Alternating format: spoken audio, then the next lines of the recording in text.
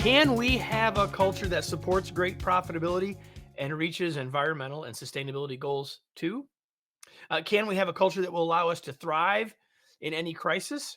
Our guest today knows that we can do those things. In fact, that is our focus today. We're going to talk about consciously creating and growing a culture that can do all of those things and more.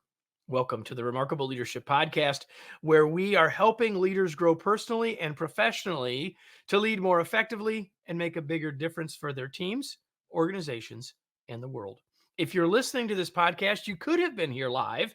Well, you can't go backwards and be live for this one, but you could join us for future live episodes. And to learn about when those take place and how to get connected to those, just join our Facebook or LinkedIn groups. Just go to remarkablepodcast.com/Facebook or remarkablepodcast.com/LinkedIn to do that. Today's episode is brought to you by our new book, The Long Distance Team, Designing a Team for Everyone's Success. You can learn more by going to longdistanceteambook.com. And now I want to bring in our guest. I'll bring her in and introduce her right now. Her name is Shaara Roman. She is a best-selling author of the new book, The Conscious Workplace, as the founder CEO of the Silverine Group, a culture consulting firm ranked 71st on Inc. magazine's list of mid-Atlantic region's fastest growing private companies. An award-winning entrepreneur with global experience, she and her team help organizations optimize performance by creating inclusive workplace cultures and aligning company values with business goals. She's been featured in numerous publications as a frequent guest on popular and top HR podcasts, and today our podcast. She was born in India, schooled in Nigeria and England, and lived in Greece before coming to the U.S., where she is today. She holds an MBA from Georgetown, where she also teaches as an adjunct professor and serves on several advisory and not-for-profit boards. And unlike many of my other guests, we've actually met before. Shaara, welcome. So glad to have you here. Kevin, thank you for having me. Yes, and I'm so excited that we actually have this chance to have this conversation after meeting so many years ago. So it was a long time ago, and like I said, so often when I'm meeting with someone here, this is the first time I've met them, but that's not the case today. So I just told everybody a little bit about you, but what led you to doing this kind of work? Why culture work? What led you to all of this? Well, so hello, everyone. Excited to be here and have this conversation with all of you. I guess the culture work started from a couple of different places. One is prior to launching my business in 2016, I had actually worked in some really great organizations in the DC area, public companies, private companies, trade association. And I got pulled into probably over the last sort of 20 years of my career, culture work, whether it was spinning off a piece of the business, whether it was sort of reimagining what the workplace could look like and sort of getting out of restatement and all of that work at Fannie Mae, or getting through the restatement at Fannie Mae, whether it was a lot of M&A work when I was at CGI. Culture was always sort of a piece of what we did and what I was drawn to. And as someone who lived all over the world, as you sort of mentioned in when you introduced me, figuring out as a young child, as an adolescent, how do I really sort of fit in to wherever it is I am? And how do I also stay true to who I am? Because those were sort of the family values that were impressed upon me, was always something that was top of mind, right? And while I didn't know that it was culture at the time, and I didn't know all of these work words, it was really about finding a home, finding a place where I could belong, figuring out sort of how do I sort of find a space for myself, and how do I really connect with the people around me. And as I moved into the corporate world and moved up and moved around in different places, that's what kept coming up, right? Is how do you really foster environments where people really feel like they are connected, where they can bring their full selves into the workplace, where they can leverage their talents and their abilities. So long answer to that very simple question of what led me to this work. So I opened this episode by saying we're going to talk about culture. You just mentioned culture. The word culture is in the subtitle of the book, but it's not in the title. The title of the book says The Conscious workplace. So my question begs this question, like, what is a conscious workplace? Let's start right there. Well, Kevin, why don't you just have everyone read the book? Well, I'll hold it up I'm for those that teasing. we are talking about, The I'm Conscious kidding. Workplace by Shaara I'm Roman. And kidding. yeah, and Yeah. let's be honest, everybody. Yeah. We want you to love Shaara and love this content enough that you will go out and get a copy of the Yeah. book. But tell us I will. what I it will. is that when you say a conscious workplace, what do you mean? I will. I will. Yes, I was just kidding with you. So a conscious workplace is really about being intentional. It's about a group of leaders sort of coming together and being very thoughtful about engaging with their employees, bottoms up, top down, sort of sideways, to say, what is the kind of culture that we want in this organization? And what is that culture that is going to take us forward? So it's being intentional, it's being connecting your culture back to the purpose, back to the why of why the company exists. Um, and obviously, if a company is in its very early stages and is founder led, that culture is most likely going to be in the head of the founder, right? Or the co-founders. And then as the company grows, it's good to start to get sort of some of that infusion of other people's ideas of what are they experiencing, how are they experiencing it, how do they want this to go. So when you are conscious about your culture, you're really thinking about your values, and not values that you just plaster up on your website or your wall, right? Back in the day when we were all in offices, I go in and I see these values plastered everywhere. And 80% of the time, they weren't being lived fully, right?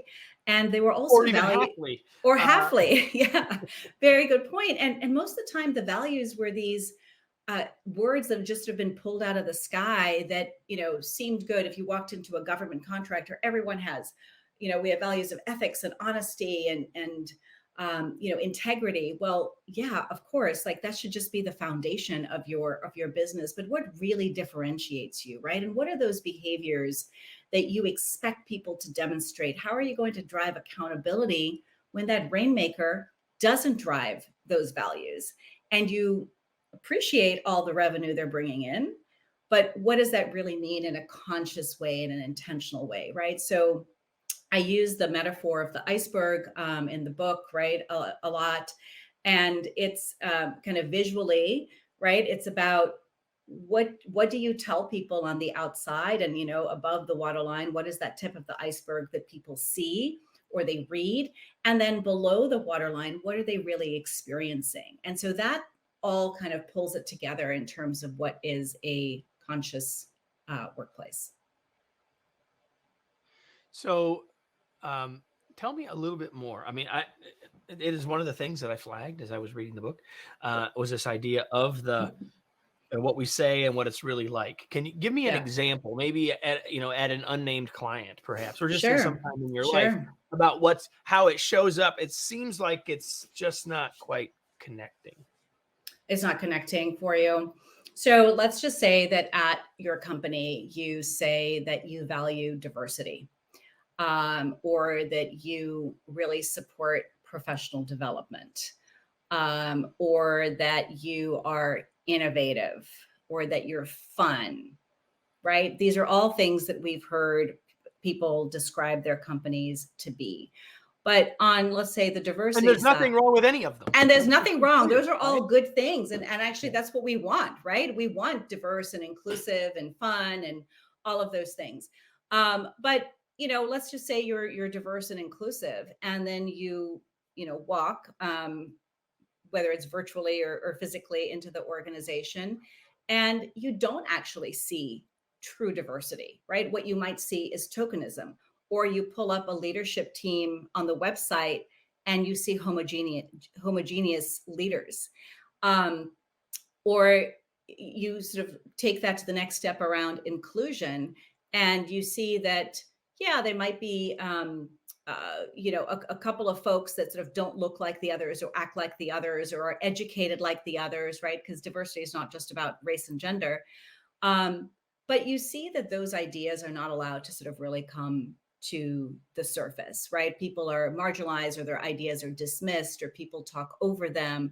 those are the types of things of, hey, we're saying diversity and inclusion here, but it doesn't show up here. We're talking about fun. Well, what does fun mean? Because fun for you, Kevin, might be very different fun for me, right? If I'm a young mom and I've got, 2 kids at home and I've got to pick my third kid up from daycare, fun, or I'm a dad and that's my responsibility.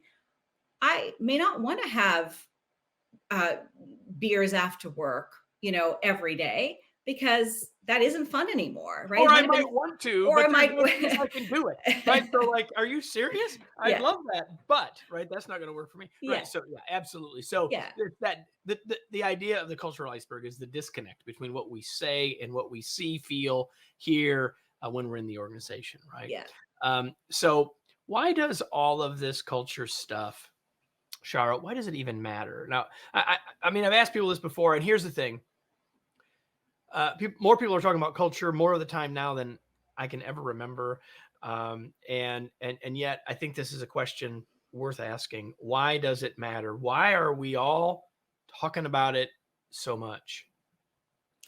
Well, culture is always the differentiator. And I know people talk about products and services. They talk about, sort of, well, the technology that they might have, but ultimately the culture is your foundation. It's your glue. It's sort of what brings your strategy to life. And we all have heard the old Peter Drucker quote of culture eats strategy for breakfast or lunch or dinner. Yeah, I mean, at the end of the day, I've seen organizations, whether I've been inside or worked with them, where you might have a fantastic strategy, you might even have sort of great leadership in place, but if you don't have a strong culture where everybody understands the mission and the purpose and the way things are done around here are sort of in a cohesive way, which is sort of how I define culture, right? You're going to have mismatches and you're going to have people sort of go off the reservation a little bit or a lot, and you won't necessarily have your business strategy brought to life. Secondly, I think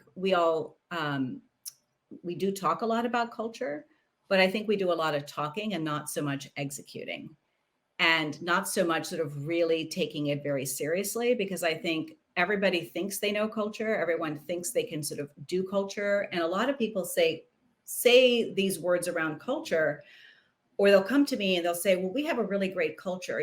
We just built a game room. I mean, this is back prior to COVID, right?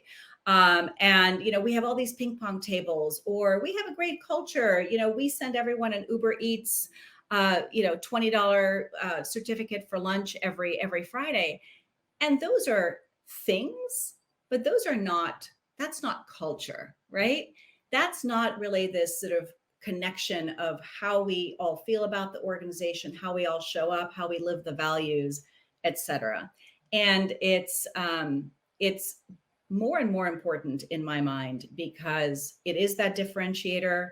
And when we talk about, the triple bottom line, which is sort of a phrase that was coined, or a movement that was coined back in the 1990s, to now ESG, that is what is going to really not only differentiate you, but allow that ESG movement to actually take hold. And now for board members to be able for board of directors to hold their CEOs and organizations accountable. You said something at the start of that set of statements that I think is really interesting. You said you might even have good leaders, but still have trouble with culture. And I think a lot of people would say, well, good leaders would be working on building good culture. So, like, talk about that for a second.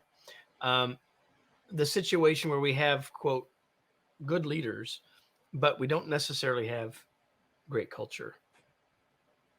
Talk about that. Yeah. I think there's sort of a couple of different ways to sort of explore that. One is the good leaders can be good leaders from their functional perspective, and good leaders in terms of what they are sort of doing for the business, but they may not fully understand or lean into the role of leadership as a role model, as a culture champion, of fully leaning in with empathy, fully leaning in with curiosity. So I don't want to call them bad leaders, because they're not necessarily awful, right?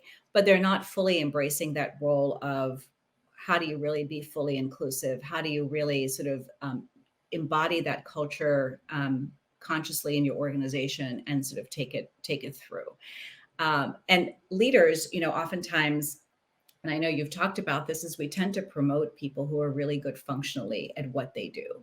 And we have been doing that now for decades, Kevin, right? I have been talking about it, experiencing it, wanting to make some changes in organizations, but we are so wired with the way you move up in an organization or the way you're recognized as an authority is to have the big fancy title of vice president or senior vice president, or name your fancy title, right?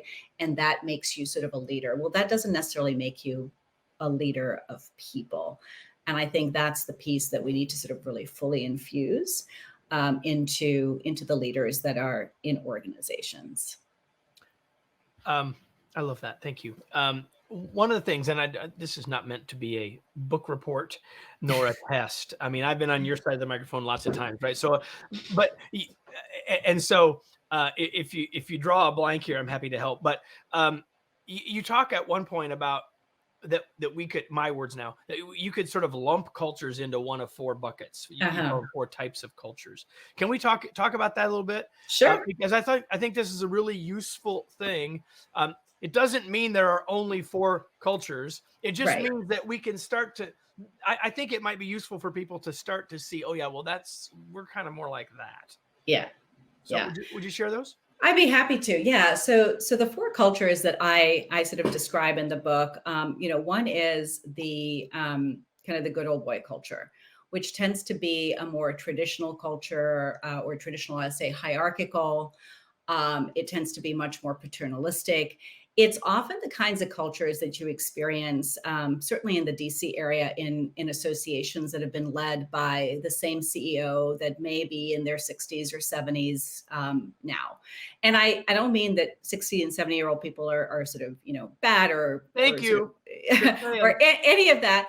It's just that their mindset, right? If they aren't leaning into a growth mindset and changing and adapting and recognizing that things are very different from when they entered leadership in the 70s, that's where you sort of run into issues. So it's this culture where, again, being paternalistic in one respect wasn't a bad thing, right? Because it was about taking care of the people in your organization. But when it gets into where it's sort of more misogynistic, where it's, hey, we at the top know best and don't want to hear from the rest of you. Keep your head down, do your job, don't ask questions, don't challenge the status quo. Those are all the types of ways that culture comes to life, right? And that is not a place where people can really thrive. And that is the kind of culture where if you are different, whether it's your education, whether it's your gender, whether it's how you navigated the work world, whatever those differences might be, that you're not often embraced in the same way as someone who maybe didn't, and sort of followed the path of the leader and the leadership teams. And oftentimes those organizations tend to have very homogeneous leadership teams, which we all know, right? The statistics show that the more diversity you have on your team, the more sort of differences of ethnicity and race and gender and education and geography and socioeconomic status and all those, hundreds of different demographics, that contributes to a better organization. So those are the types of kind of those good old boy types of or kind of hierarchical, paternalistic organizations. The other one is the get on board culture.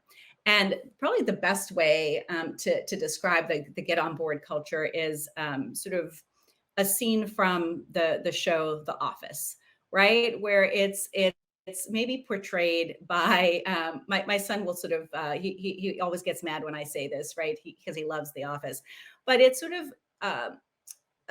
contextualized or comes to life through a lot of horsing around, where the fun is only fun for a certain group of people, right? Where it's a lot of slapstick comedy and maybe off-color jokes, and again, it's sort of may have been acceptable at one time in the work world, but really doesn't provide a place where everybody feels comfortable, right? If people are joking about people being gay, or joking about people's body types, or whatever might be happening. Not to say that we want to have these straight-laced, uptight organizations. Not saying that at all.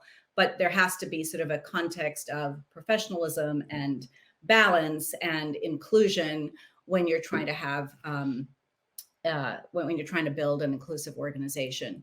The other culture, which we see a lot, is what I sort of term the nice culture, NICE, nice.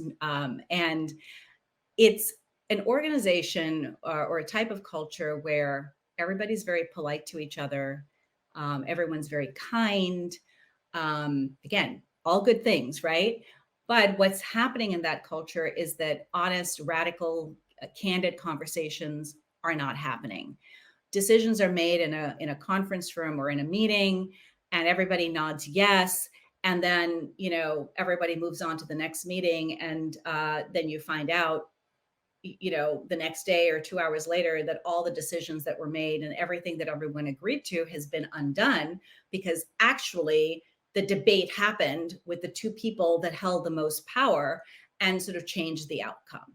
Right. And again, in those Or maybe organizations, had already decided it before the meeting started. or had already been decided before. Yes. So those are sort of the three that are not great. And oftentimes people sort of sit in all three, right? There's little bits of that culture. And going back to sort of one of the first questions you asked me about, sort of what's the conscious workplace, the other element, right, is that you want your culture to be consistent across the organization. You shouldn't have completely different experiences depending on which manager you work for. There really has to be sort of this, common theme that runs throughout the organization. Although you want to recognize that everyone who works for you is an individual, right? But the culture that we all want to move towards is really a culture of belonging, right? Where you are recognizing, where you're leaning into sort of the human-centeredness of your organization, where you are being really conscious and intentional about the culture you're creating, that you're putting leaders in place that actually want to take care and nurture the talent that they have on their teams. When you have that belonging culture, people who everyone can really thrive in that place, right? Yeah, sorry, I saw that. I put a comment up there, and I didn't mean to sort of interrupt your train of thought. So let me just Yeah. comment. Todd says a culture by definition is inclusive, is it not? Certainly, some will not like the culture, and said that's okay. So do you want to comment to Todd's point? So, yeah, I don't know that culture by definition is inclusive. I think culture by definition is the way we do things around here, right? And of course there are a lot of different definitions, but that's sort of the way that I like to sort of simplify it. It's about the norms, the rituals, the behaviors, the reinforcing mechanisms, the mindsets, all of those things that make up that organization. And yes, some people may not like a particular way a culture comes to life in an organization. However, if an organization, and that's okay, and they can sort of move on, right? But at the end of the day, I think it depends, why are they leaving? Are they leaving because they are being marginalized? Are they leaving because their ideas can't come to bear and they can't take risks and learn? Are they leaving or uncomfortable in that culture because they're sort of shut down or made fun of or whatever, right? And those are all the indications or symptoms of a culture that doesn't foster that sense of belonging. So I think if you have a sense of belonging, you're going to be attracting people into your organization that really want to be a part of that organization and that want to contribute and can grow and can help the organization meet their business goals. But I don't know that I necessarily see that just because you have a culture, it's inclusive. Okay. Everyone's included in it. I think that might be what Todd Yes, is saying, correct. but Yes, not inclusive in the way that you're describing it. yes, yeah, So we could unpack a lot of things, Shaara, and I knew that this would happen. I'm looking at the yeah. clock, and I want to make sure that we don't take too much of anybody's time based on what our expectations in general. So, but I do want to ask you this: is there something that we didn't talk about? Is there any particular thing that you think we should have? Something I didn't ask that you wish I would have?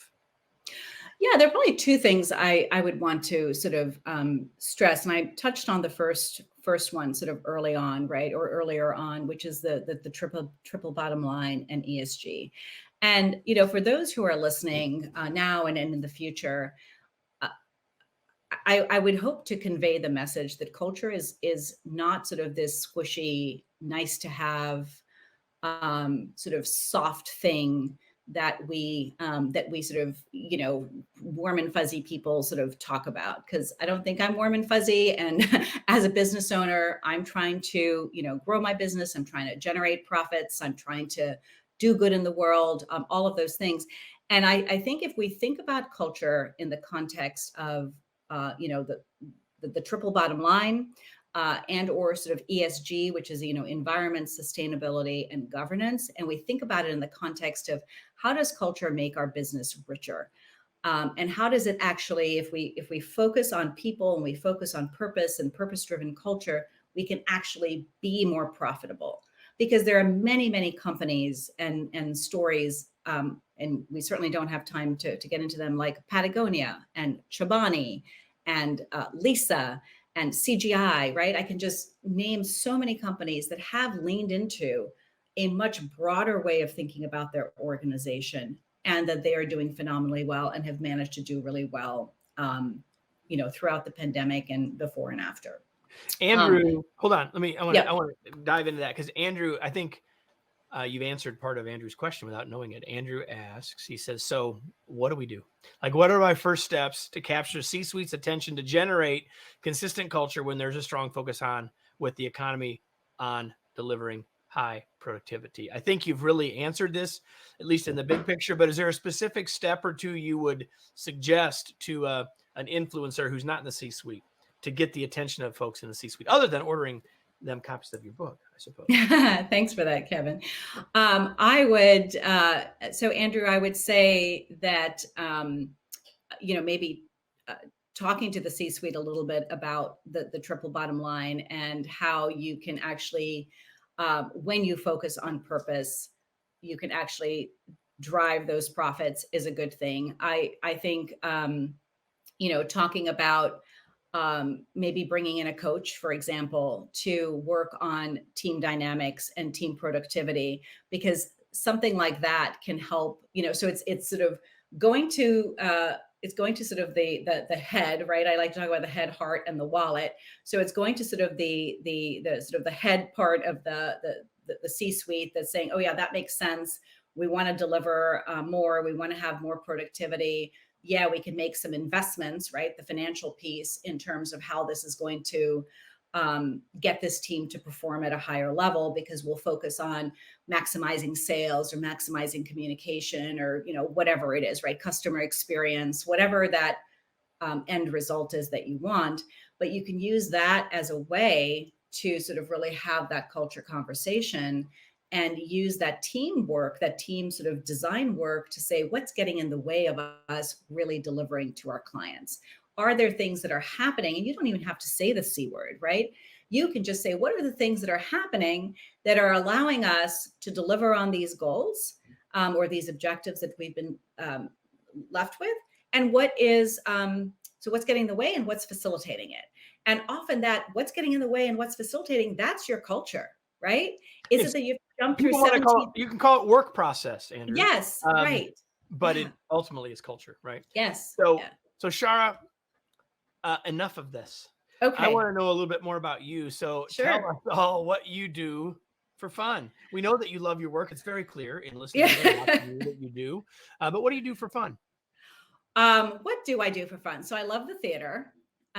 So I recently saw Into the Woods for the second time. One of my my brother and brother-in-law's really good friend was starring in the DC production, or the Broadway production at the Kennedy Center of Into the Woods. Felicia Curry, just shout out to her. I love to just I have a puppy. Well, he's no longer a puppy. He's almost 3. So I love to play with my Aussie Doodle. I've got 2 kids, a daughter who's a 19-year-old sophomore in college and a 17-year-old son. So love to hang out with them. Love to hang out with my husband. Love to just do like a porch hang with friends and neighbors, especially when the weather is nice. I enjoy just walking or running through the neighborhood, through some of the really beautiful trails that we have, in the DC area. I do enjoy reading. I don't get to it as much as I used to. Life is just a little crazy, and I love to travel. I just have now discovered that I can have a girls' trip with my daughter, and it's so fun to have She's an adult. have a grown kid that wants to hang. And so those are the kinds of things I like to do. Well, you mentioned reading. You knew it was the only question I was going to ask you. Yeah. And so, what are you reading, or what is something you've read recently that you might share with the rest of us? Yeah, so actually a book I'm going to start reading, but I have a little bit of insight into, is a book called The Reluctant Presenter by a friend and colleague, Megan Dotter, Dotter. And she also recently released her book. And it's about everything that you might need to know about speaking. And so it's whether it's speaking for us, Kevin, and others that might sort of be doing keynotes and getting on stage, speaking and sort of persuading and influencing within an organization. So I'm looking forward to diving into that. The Reluctant Presenter. The Reluctant There are Presenter. many people in this world who are reluctant presenters. Yes, it's a great title. The Conscious Workplace: Fortify Your Culture by to thrive in any crisis. The question is, where can they get the book? Where can they learn more? Where do you want to point people, Shaara? Yeah, so probably the easiest place to learn more is my author website, or my book website, which is just my first and last name, so shaararoman.com. Book is available on Amazon or any retailer that you choose to buy your books. It is not on Audible. I'm so sorry, but that will potentially come one day. And if you want to learn more about the work that we do and how we help organizations, you can go to our website, silveringgroup.com. I'm also on LinkedIn. I'm probably the most active there at shaararoman.com. My company is on Instagram. We're also on Twitter under my handle, Shaara Roman.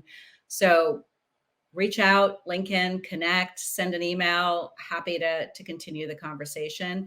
And if you go to the Shaara Roman website, there's actually a very quick culture quiz that you can take that speaks to the 4 types of culture that we discussed, and you'll get a little report back.